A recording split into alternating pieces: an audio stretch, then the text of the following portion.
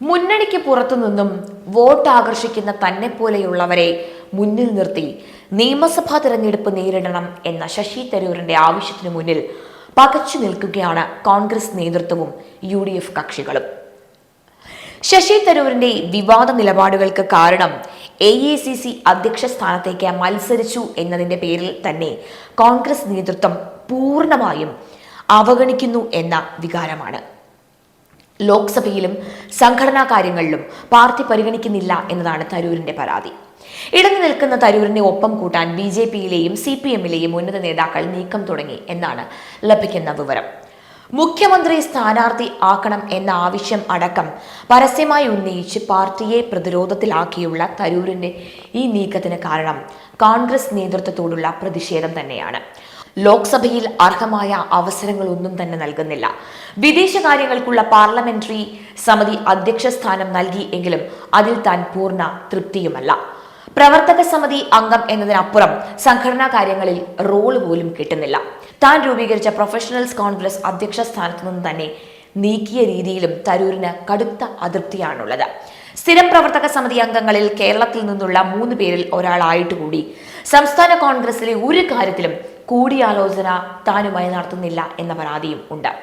രാഹുൽ ഗാന്ധിയുമായുള്ള കൂടിക്കാഴ്ചയിൽ പരാതി അറിയിച്ച അദ്ദേഹം ഇതേ കാര്യം അടുപ്പമുള്ള നേതാക്കളോട് ആവർത്തിക്കുകയാണ്. യഥാർത്ഥത്തിൽ എന്താണ് ശശി തരൂരിന്റെ പ്രശ്നം? എന്താണ് തരൂരിന്റെ ഉദ്ദേശം? ഞാൻ മനസ്സിലാക്കിയിടത്തോളം 2029 വരെ ഒരു കോൺഗ്രസ് MP ആയി മാത്രം തരൂർ തുടരുന്നതിൽ ഒരു ത്രില്ലുമില്ല. കേരളത്തിൽ നിന്നുള്ള വർക്കിംഗ് കമ്മിറ്റി അംഗമായിട്ടും ഞാൻ നേരത്തെ പറഞ്ഞ പോലെ കേരളത്തിലെ കോൺഗ്രസിന്റെ കാര്യങ്ങളിൽ ഒന്നും തന്നോട് ചർച്ച ചെയ്യുന്നില്ല. വർക്കിംഗ് കമ്മിറ്റി തന്നെ എക്സ്റ്റൻഡഡ് വർക്കിംഗ് കമ്മിറ്റി എന്ന പേരിൽ 100 പേരിൽ കൂടുതലുള്ള ആൾക്കൂട്ടമാക്കി മാറ്റി. അതായത് നേർപ്പിച്ച് ഒരു നിർവീര്യമാക്കുന്ന രീതിയായിട്ടാണ് അതിന് തോന്നുന്നത്. കേരളത്തിൽ താൻ UDFന്റെ മുഖ്യമന്ത്രി സ്ഥാനാർത്ഥിയായാൽ പല കാരണങ്ങൾ കൊണ്ടും വിജയസാധ്യത കൂടുതലാണ്. നിഷ്പക്ഷമതികളുടെയും ആസ്പിറേഷണൽ തലമുറകളുടെയും പിന്തുണ കക്ഷിഭേദമന്യേ തനിക്കുണ്ട്. പക്ഷേ പാർട്ടിക്ക് കൂടി ഗുണമുണ്ടാകുന്ന കാര്യമായിട്ടും ഇക്കാര്യത്തിൽ പരിഗണനയില്ല. ക്രിസ്ത്യൻ മുസ്ലിം ഭിന്നത UDFന് ഭീഷണിയായി ഉയർന്നു വരുമ്പോൾ അതിനൊരു പ്രതിവിധി കൂടിയാകും തൻ്റെ ഈ നേതൃത്വം. ജനവികാരം പിണറായി വിജയനും സർക്കാരിനും എതിരായതുകൊണ്ട് തന്നെ UDF എന്തായാലും നിയമസഭാ തെരഞ്ഞെടുപ്പിൽ വിജയിക്കും എന്ന് നേതാക്കൾ പൂർണ്ണമായും കരുതുന്നുണ്ട്. എന്നാൽ ഈ ഒടുവിൽ നടന്ന ഡൽഹി നിയമസഭാ തെരഞ്ഞെടുപ്പ് ഒഴികെ അടുത്ത കാലത്തെ തെരഞ്ഞെടുപ്പുകളിൽ ആന്റി ഇൻക്യുബൻസി അല്ല പ്രോ ഇൻക്യുബൻസി ആയിരുന്നു ട്രെൻഡ് എന്ന് നേതാക്കൾ മറക്കുകയാണ് എന്നത് പറയാതെയും വയ്യ. കേരളത്തിലെ കോൺഗ്രസ് നേതാക്കൾക്ക് എതിർപ്പാണ് എന്ന ന്യായമാണ് ഹൈക്കമാൻഡിനുള്ളത്. തന്നെ എതിർക്കാനല്ലാതെ മറ്റെന്തിനെങ്കിലും അവർ ഒന്നിച്ചു നിൽക്കുന്നുണ്ടോ എന്നാണ് തരൂർ ചോദിക്കുന്നത്. ഡൽഹിയിൽ തന്റെ കഴിവിനനുസരിച്ചിട്ടുള്ള റോളുകളൊന്നും തന്നെ ലഭിക്കുന്നില്ല.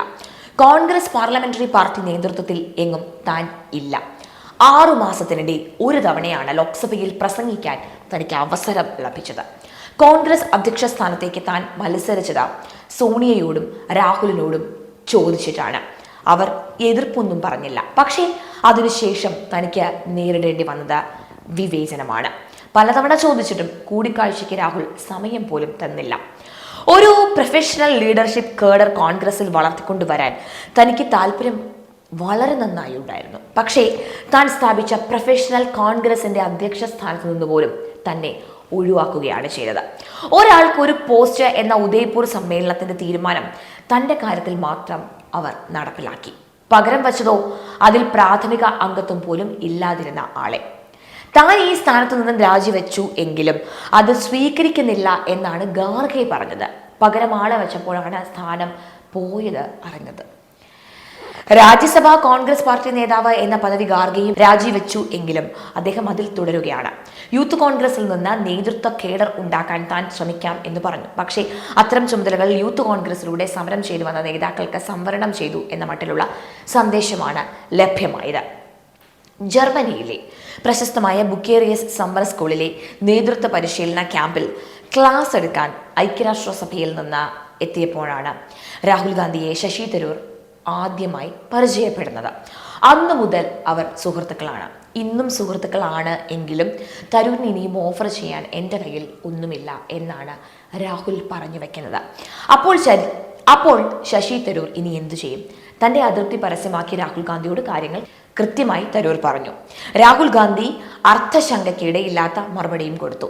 ഇനി തരൂരാണ് തീരുമാനിക്കേണ്ടത്. ആ തീരുമാനം അത്ര എളുപ്പമൊന്നുമല്ല. തരൂരിൻ്റെ വണ്ടി ഇപ്പോൾ ഒരു ട്രാഫിക് സിഗ്നലിൽ നിൽക്കുകയാണ്.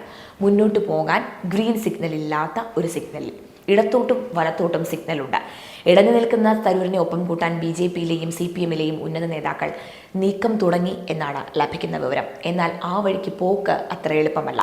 അതുകൊണ്ട് വണ്ടി തൽക്കാലം നിർത്തിയിട്ടിരിക്കുകയാണ്. തരൂർ വിഷയത്തിൽ ഹൈക്കമാൻഡിന്റെ തീരുമാനം ഇനി എന്താകുമെന്ന് നമുക്ക് നോക്കാം.